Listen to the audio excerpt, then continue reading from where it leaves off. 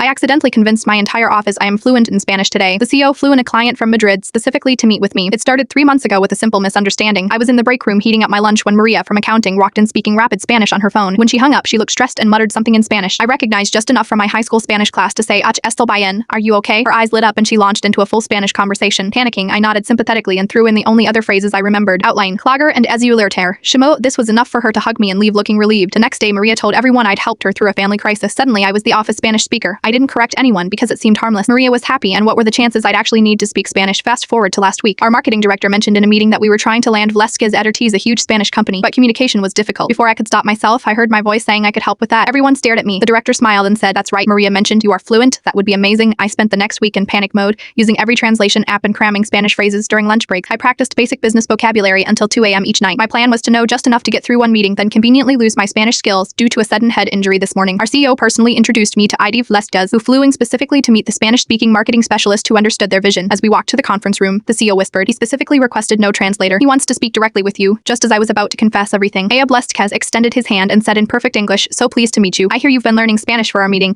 That's very dedicated, but we can speak English." I was just impressed someone made the effort. The CEO looked confused, but Maria said you were fluent. Actually, I admitted, I only know about 10 phrases. Maria misunderstood me that day in the break room. The CEO stared at me for a moment, then burst out laughing. "So you've been frantically learning Spanish for a week because you were too embarrassed to admit you didn't speak it." Senor Nordistkes smiled. "That's exactly the kind of determination we look for in partners." We signed the biggest contract in our company's history today, and I am officially enrolled in actual Spanish classes starting next week. Sometimes your biggest professional win comes from your most embarrassing lie.